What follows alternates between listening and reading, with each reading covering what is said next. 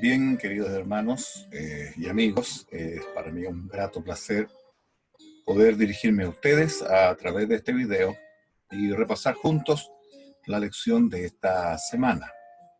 Es muy importante, significativa, y por eso vamos a repasarla con cierto cuidado, prestando atención a los aspectos más importantes que ella tiene. Por supuesto, lo vamos a hacer invocando la dirección de nuestro Dios, así que les invito a orar conmigo. Querido Dios y Padre nuestro que estás en el cielo, en esta hora te damos las gracias porque podemos repasar juntos tu palabra y la lección de esta semana. Ayúdanos a comprender la importancia de saber cómo estudiar la Biblia, tu palabra, y hacer de ella entonces el centro de nuestra vida para encontrar en ella la salvación y al Cristo Redentor que necesita nuestra vida. Bendice a los que vamos a participar de este estudio. Lo pedimos en el nombre de Jesús. Amén. Muy bien, vamos a mirar nuestro estudio y lo vamos a hacer, por supuesto, compartiendo este material que hemos preparado para que lo vamos mirando. Ya sabemos el título de nuestra lección, el idioma, texto y contexto. Tres cosas que son comunes y habituales en el estudio de la Biblia. Ahora, respecto al estudio de la Biblia, tenemos aquí los textos de referencia de esta semana que están en Deuteronomio, en el libro primero de los Reyes, en el libro de Números, el libro de Génesis, y el texto para memorizar es el que está allí en Deuteronomio 31:26, conocido por nosotros, que dice: tomad este libro de la ley y ponedlo al lado del arca, el pacto de Jehová vuestro Dios, y esté allí por testigo contra ti. Bueno, la contra de este texto estaba sujeta al no cumplimiento de las condiciones del pacto. Si no lo obedecíamos, por supuesto, estaría en nuestra contra, porque la Biblia tiene esta doble dimensión. Si no salva, condena.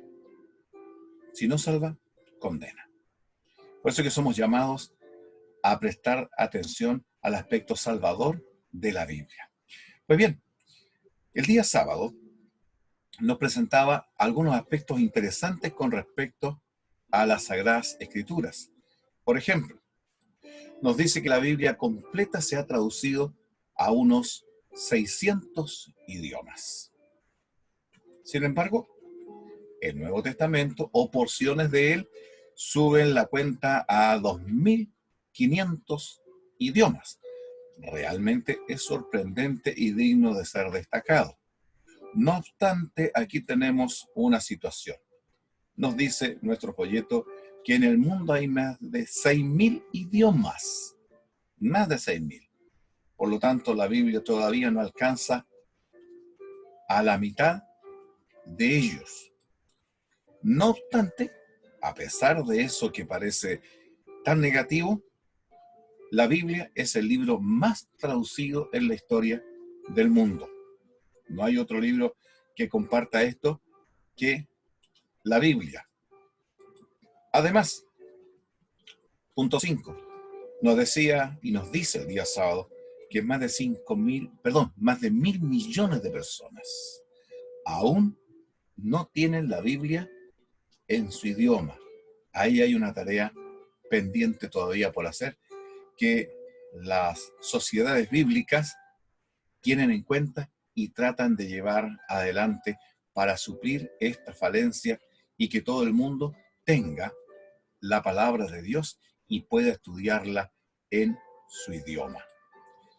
Y no olvidemos, el folleto nos destaca también ese oscuro tiempo en que la palabra de Dios fue prohibida por decretos eclesiásticos y que no había nada más peligroso que entregar la Biblia al pueblo. Algunos llegaron hasta utilizar el texto: no deis vuestras perlas a los cerdos, que compartir la Biblia en el idioma del pueblo, al pueblo, era lo mismo que darle las perlas a los cerdos. Y de hecho, la historia nos cuenta cómo los valdenses, los hugonotes y otros cristianos a través de los siglos sufrieron tan solo por poseer una porción de la Biblia o compartir un versículo de ella a la gente, al pueblo. Eran tiempos de oscuridad y de terrible persecución que nosotros ya conocemos a través de las profecías. Día domingo. ¿Qué nos planteaba el día domingo nuestro folleto? En primer lugar, estaba el texto base de este día, que era 2 de Timoteo, capítulo 3, versos 16 y 17.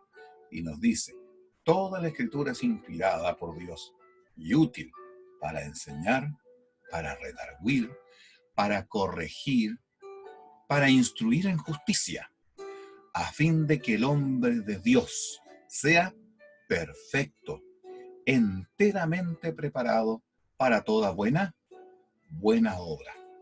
Qué maravilloso texto, qué definición más acertada, precisa y gloriosa de la función que tiene la palabra de Dios en todo ser humano, para toda persona, para ti, para mí, para quien tome la palabra de Dios y la lea.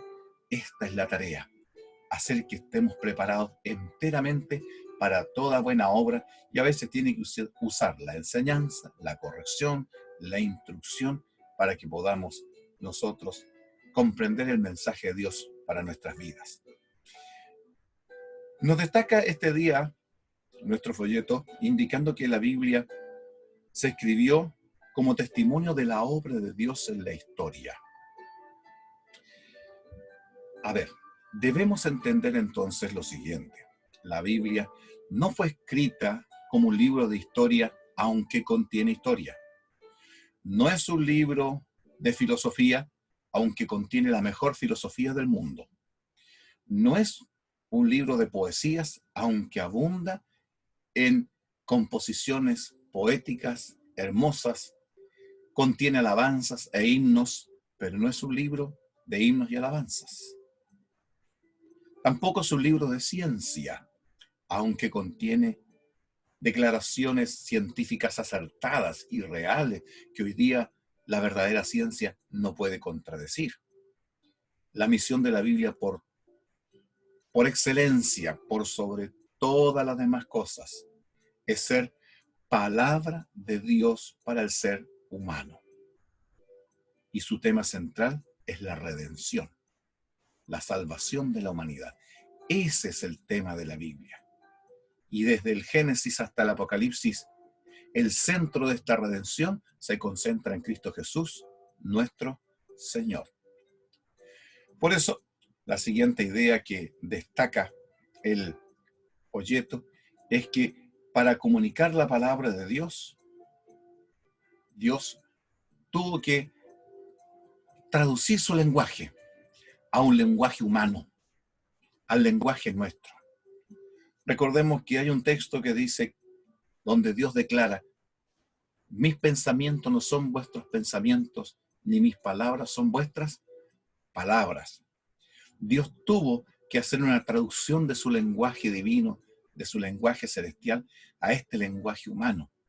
Y para ello, Dios hace una selección bien definida. No es al azar. No es que Dios no se hubiera fijado y que lo hizo porque le pareció bien. No. En este caso, Dios es muy selectivo y sabe lo que elige y por qué lo elige. Para ello, entonces, elige un pueblo que necesitaba liberación, un pueblo pequeño, débil, el pueblo hebreo, un pueblo esclavo. No un pueblo que ya estaba lleno de filosofías, de pensamientos y de idolatría, como podría haber ido a la China con sus tradiciones, o a la India con toda su filosofía y su pensamiento, que habido que vaciar mucho de esa cultura, de ese pensamiento. No, aquí había un pueblo en formación, un pueblo que podía ser moldeado para cumplir la voluntad de Dios para todas las naciones, para llegar a la China, a la India y a todo lugar, llevando el verdadero conocimiento y la verdadera sabiduría. Elige también un idioma. Entre los muchos idiomas semitas y no semitas de aquel tiempo, Dios escoge el hebreo que usaba este pueblo y el arameo, para que su palabra fuera registrada y escrita en un idioma que era sencillo, específico, claro, usado en ese tiempo. Y por supuesto, el griego para el Nuevo Testamento y griego koiné, griego común o popular, el griego universal de ese tiempo. No el clásico.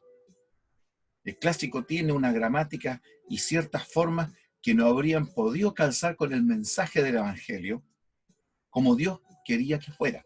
Por lo tanto, elige un idioma que pudiera contener y transmitir efectivamente el Evangelio de salvación. Por eso escoge el griego koiné. Y elige también un territorio. Dios no permitió que su pueblo se desarrollara donde estaba. ¿Dónde estaban ellos? Bueno, si hablamos de Abraham, estaba en Mesopotamia. No.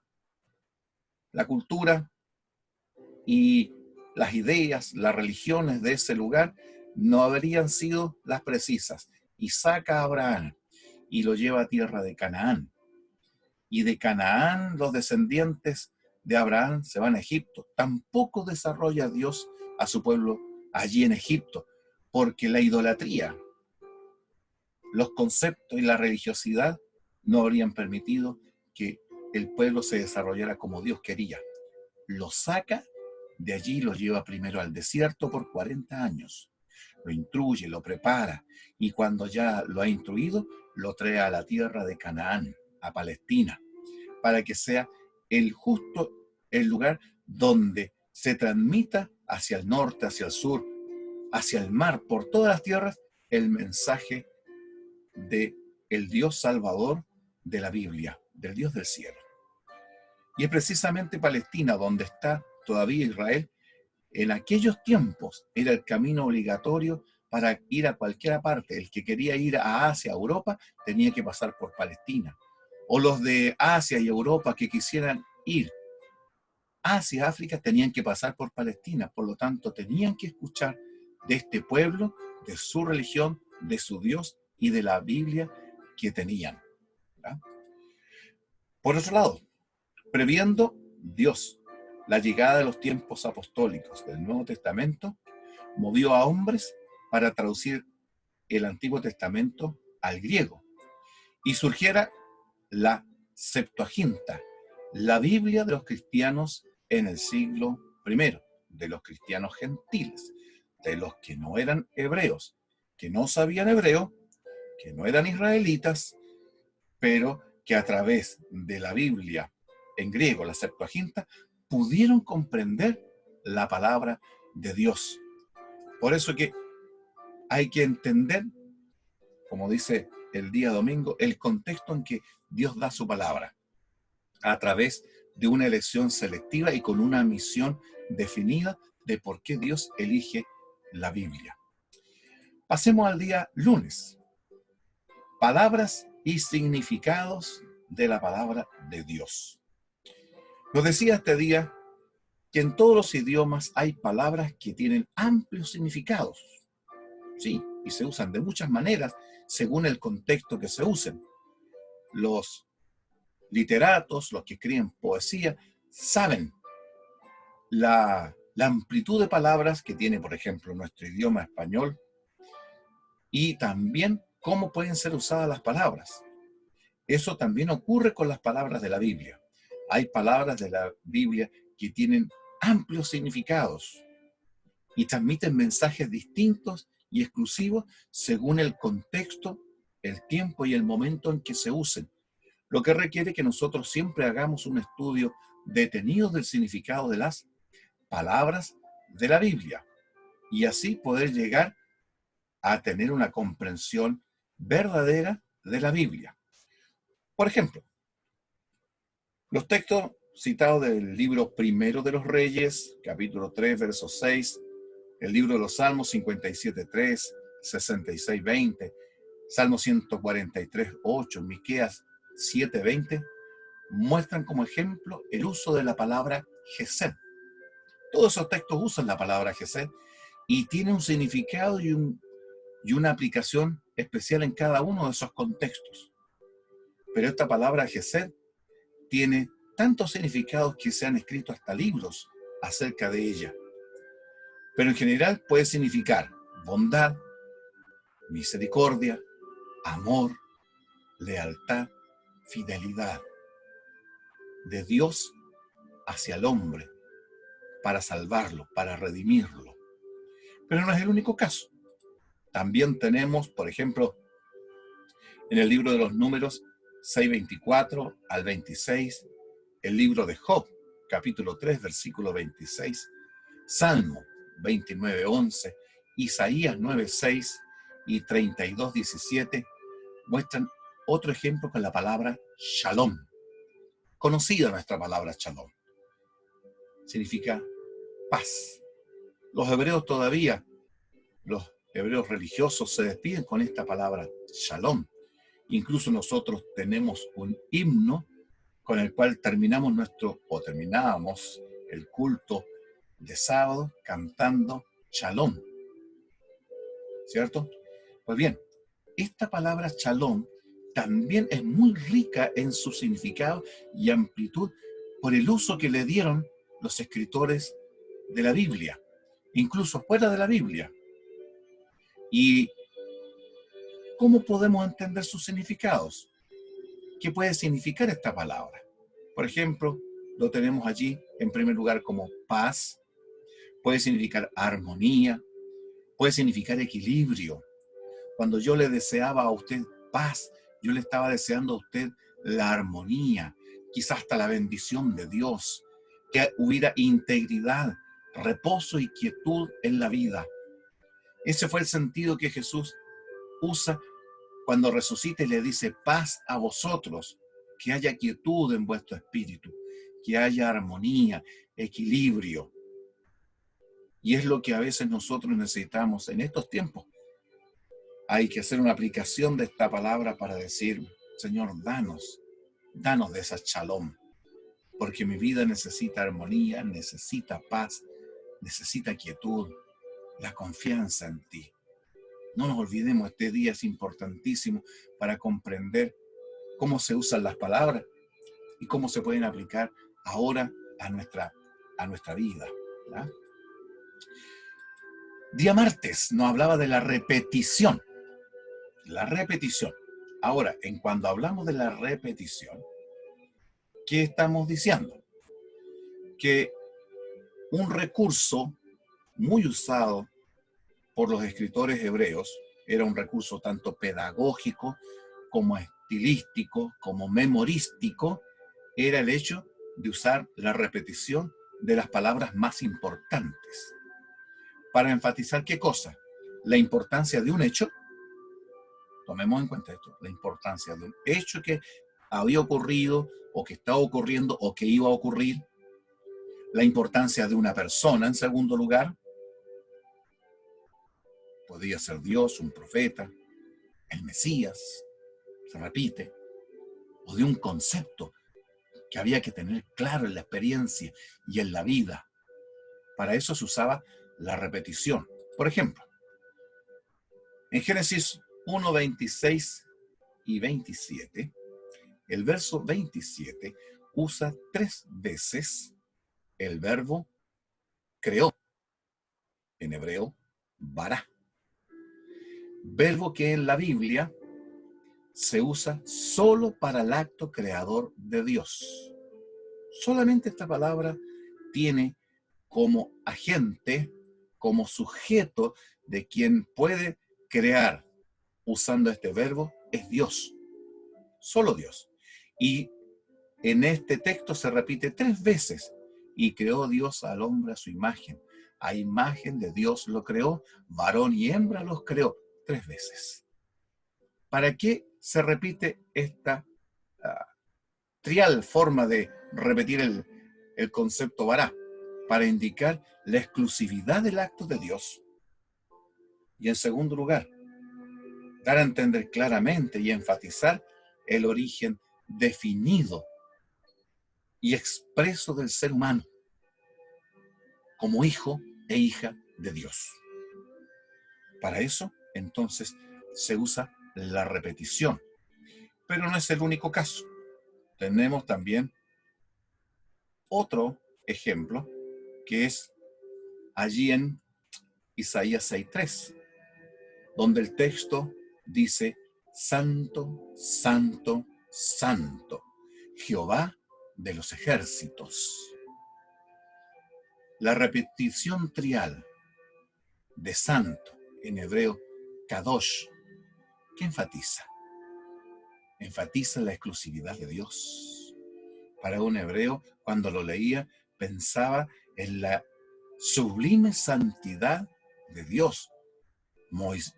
Isaías se sintió también impresionado. Ay de mí, dijo, que soy muerto por lo que estoy viendo, porque yo soy un hombre pecador, inmundo de labios, y que vive en un pueblo que es pecador. Y mis ojos han visto al Rey en su hermosura, en su santidad.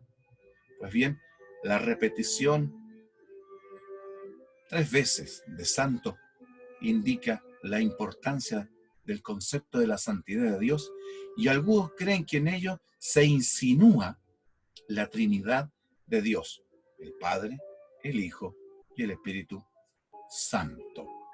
Entonces, cuando nosotros estudiamos la Biblia, tenemos que poner el cuidado de decir, si una palabra se repite, ¿por qué se repite? Si un hecho se repite, ¿por qué se repite la palabra que enfatiza un hecho o una persona? Y nosotros vamos a ir descubriendo cuál es la intención de la palabra de Dios para enseñarnos en el texto que nosotros estamos estudiando. ¿Ah? Día miércoles. Textos y contextos. Esto es muy importante a la hora de estudiar la Biblia, porque hoy día se hace poco caso al texto y a los contextos, de manera que se hacen interpretaciones antojadizas, arbitrarias, personalistas, que no toman en cuenta lo que dice el resto de la Biblia cuando ellos hacen alguna declaración. Veamos lo siguiente. Punto 1. A pesar de que las palabras de la Biblia tienen su significado propio, y eso lo podemos ver en diccionarios teológicos, diccionarios bíblicos, ¿ya?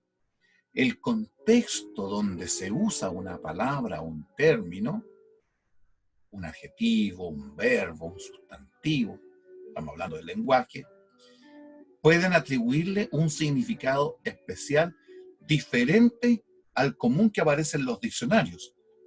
Puede significar algo especial distinto al común. Para ello tenemos que ver los siguientes ejemplos. Veamos. Por ejemplo, en Génesis 1:27.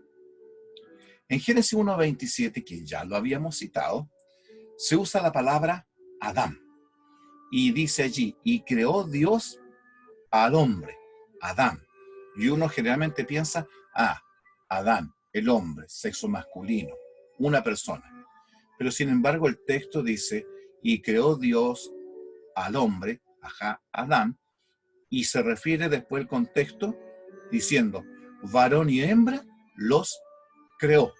Fíjense que el texto allí está indicando que el hombre y la mujer, que en hebreo es sacar un ekevah, se está refiriendo a que Adán es tanto el hombre como la mujer. Entonces, esta palabra Adán, que se utiliza como nombre propio del varón, en este texto se está usando como identidad de la pareja que se está creando. De modo que el significado del texto allí sería más específicamente decir humanidad. Y creó Dios a la humanidad, a su imagen. Varón y hembra los creó. Entonces, la riqueza del texto se aprecia en poder apreciar cómo a veces los significados de una palabra varían según el contexto donde están insertos o cómo la usó el autor bíblico. Lo que quiso transmitir el Espíritu santo. Otro ejemplo, en Génesis 5:2, donde se utiliza la misma palabra que ya hemos referido, la palabra Adán, dice que Dios creó al hombre a su imagen y los creó varón y hembra, y que llamó el nombre de ellos Adán. Fíjense que tanto el varón como la mujer recibieron de parte de Dios el nombre de Adán, y que vuelve a enfatizar de que se está refiriendo con el significado de humanidad, de raza humana, de especie humana, por decirlo de una manera un poquito más técnica o tosca, como algunos podrían apreciar. Entonces, y llamó el nombre de ellos Adán, es decir, ser humano. No obstante, tenemos también lo que dice Génesis 2:18. Allí la palabra Adán también se usa, pero se aplica aquí al varón, cuando está solo antes de la creación de la mujer. Porque Dios dice, no es bueno que el hombre, Adán, esté solo. Y le haré ayuda idónea. Nótese aquí cómo el concepto Adán se está utilizando para identificar al hombre como nombre propio del varón, haciendo una diferencia con la mujer. Y después, a través del tiempo, el Nuevo Testamento y otros pasajes del Antiguo Testamento utilizarán la palabra Adán como nombre propio del varón. Pero esto no quita que también la palabra puede significar ambos, la especie humana, la raza humana. Por eso que hay que utilizar con criterio y estudiar bien cómo se usan las palabras según el contexto. Por ejemplo, aquí tenemos un ejemplo del Nuevo Testamento. Este texto, muy a menudo usado en contra de los adventistas. Romanos 10:4, que dice, porque el fin de la ley es Cristo, para justicia a todo aquel que cree. ¿Cómo se interpreta? Bueno, el mundo evangélico, no adventista, interpreta que este texto como referido a un contexto cronológico temporal, es decir, está hablando de una línea de tiempo. Está definido temporalmente, según lo que ellos ven. Es decir, que aquí se enfatiza que la ley finaliza, y ese es el significado que le dan a la palabra fin, finalización, término, el acabo, la desaparición, en otras palabras, de la ley. Es decir, que la ley termina su vigencia, su presencia, que ahora nos despedimos de la ley y se va, pero en un marco temporal. Desde la resurrección de Cristo en adelante, la ley ya no es más. Con la muerte y resurrección de Cristo, la ley terminó y por lo tanto ya no tenemos obligaciones con la ley. ¿Por qué? Porque, como señalamos aquí, ellos interpretan, le aplican un contexto. Ellos creen que aquí está hablando en términos, como definimos aquí, cronológico temporal. ¿Pero esa es la intención del texto? Veamos lo siguiente. ¿Por qué decimos los adventistas que no es cronológico temporal? ¿Por qué? Porque el texto dice una frase que a nosotros nos explica el contexto y el significado de esta expresión fin de la ley. Cuando dice para justicia a todo aquel que cree. Esta expresión para justicia de a todo aquel que cree está hablando de salvación, no de tiempo, de salvación. Por lo tanto, tal y como explicamos abajo, no es de significado cronológico temporal, sino salvífico redentor. El contexto, debido a la expresión para justicia de aquel que cree, le da el significado de fin de la ley, un marco de salvación, de redención. Vale decir que la palabra fin, que en griego es telos, en este contexto, significa blanco, meta, objetivo. De modo que el texto significa, mire lo que significa, cómo cambia cuando vemos el marco redentor, salvífico del texto. Está diciéndonos que la meta, que el objetivo de la ley es llevar al pecador a Cristo para que sea salvado, justificado por fe en su obra redentora, que es para justicia de todo aquel que cree. Vale decir que la palabra fin no significa término. El contexto allí tiene otro significado. Y si hay algo que termina, es lo que decimos al final. Lo que realmente está terminando es la vida sin Cristo y de condenación del pecador. Eso sí es lo que termina. Porque la ley lo llevó a Cristo. Cristo lo salva y de ahí en adelante, desde su encuentro con Cristo, el pecador es redimido, salvado, es un hijo de Dios. Qué importante es ver qué significado tienen o adquieren las palabras según el contexto. Yo puedo leer en un diccionario teológico, en un diccionario bíblico, en general, qué puede significar en una palabra, pero a la vez tengo que verificar, y en este contexto, ¿qué significa? Si es una poesía, ¿qué significado tiene esta palabra en esta poesía? Si es una parábola, ¿cómo se usa en esta parábola? Si es un hecho histórico, ¿cómo significa esta palabra en este relato histórico? O en profecía, ¿qué significa esta palabra si se trata de una profecía? Textos y contextos son fundamentales para estudiar legítima y correctamente la palabra de Dios. Vamos al día jueves. El día jueves nos hablaba de los libros y su mensaje. Pues bien, nos vamos a poner abajito para poder ver el texto y nos dice, punto 1, que los bloques más grandes de la Biblia, por supuesto, son sus libros. Esas son sus unidades más grandes. ¿Ah?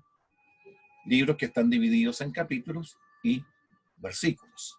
Pues bien, estos libros están formados por libros de historia, ¿sí? El libro de las crónicas, el libro de los reyes, son libros históricos. Pentateuco también tiene, los libros de Moisés también tienen historia. El libro de los Hechos en el Nuevo Testamento es un libro histórico.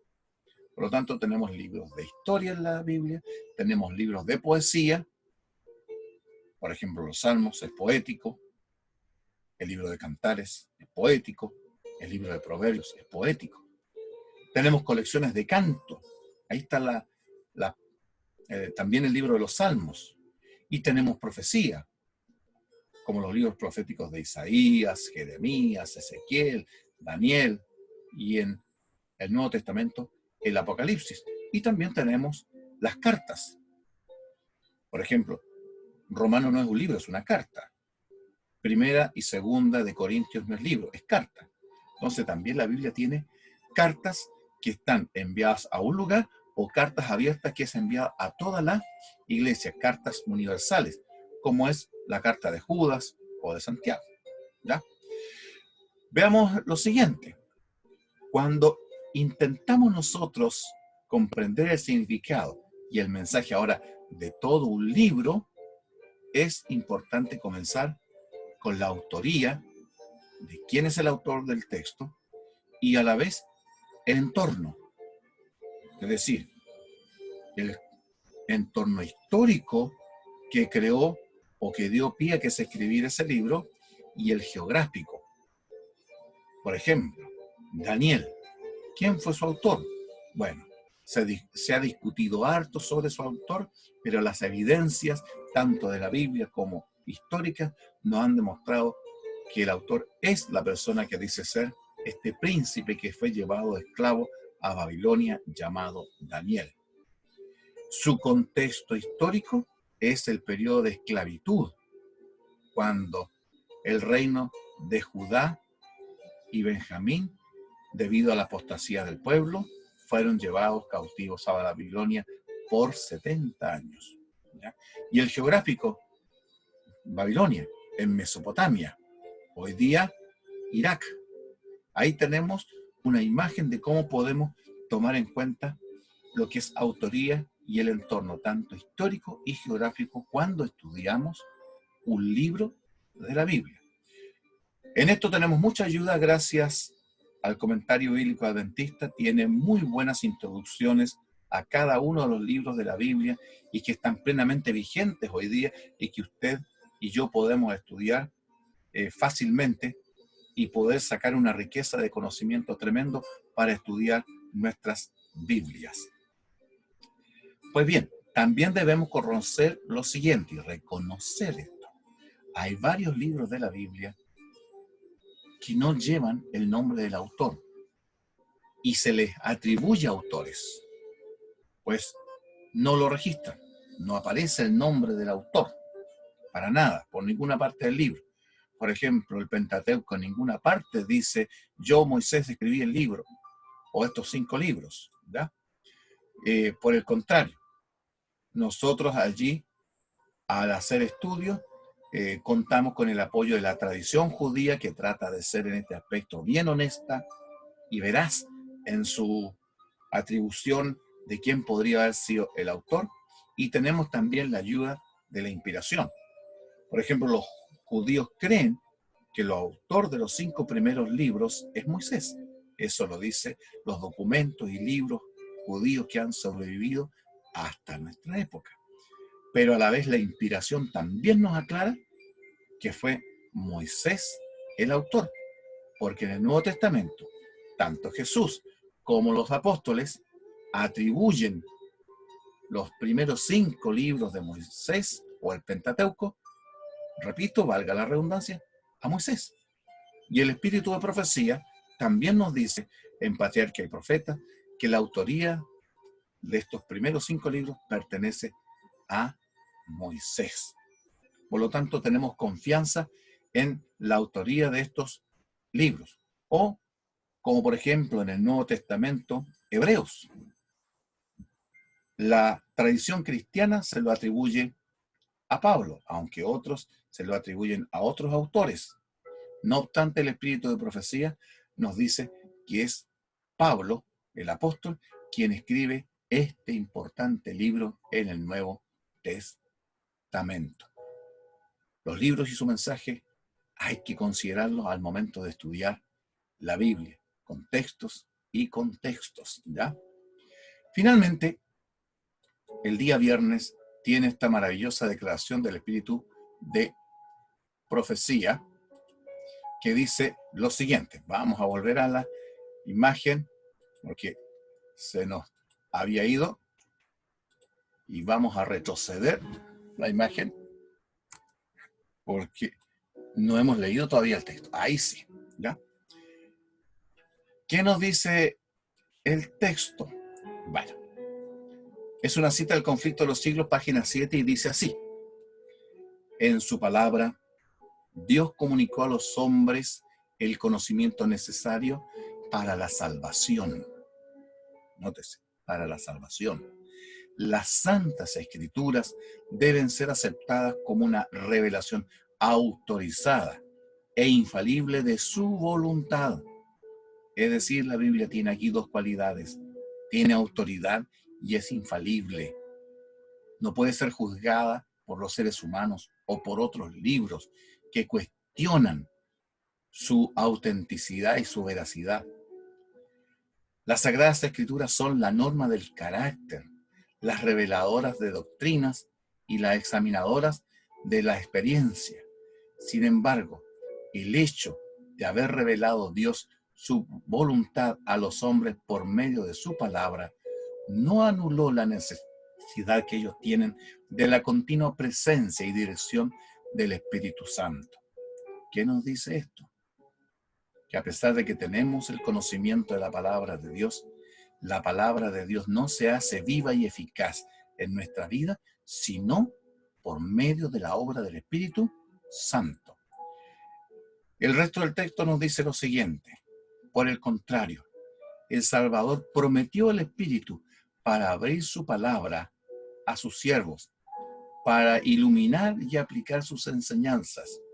Y como el Espíritu de Dios fue el que inspiró la Biblia, es imposible que alguna vez las enseñanzas del Espíritu Santo, que nos quede claro esto, jamás el Espíritu Santo, enfatizo yo esto, sus enseñanzas van a ser contrarias a lo que dice la palabra de Dios o a su palabra.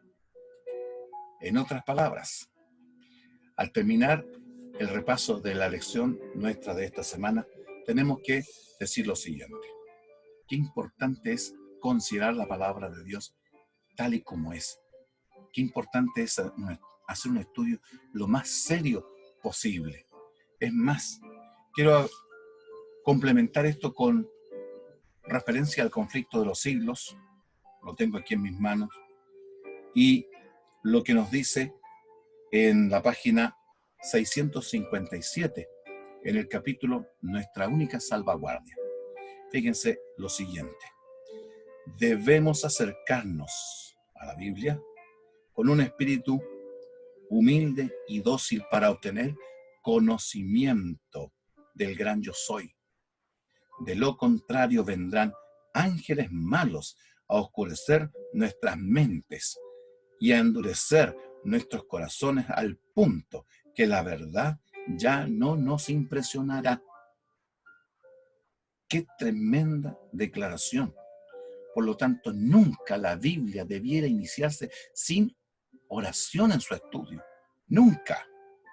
Incluso cuando estamos a la mitad de un estudio, si yo necesito comprender algo que no me resulta fácil, tengo que volverme a Dios y ahí mismo volver a orar para que Dios me dé la sabiduría que necesito para comprender y para practicar.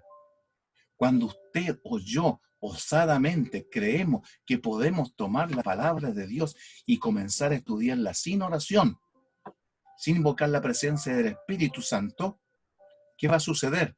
Y aquí lo dice, ángeles malos, demonios, vendrán a dirigir nuestro estudio y por supuesto terminaremos en cualquier parte, menos en la verdad revelada por Dios.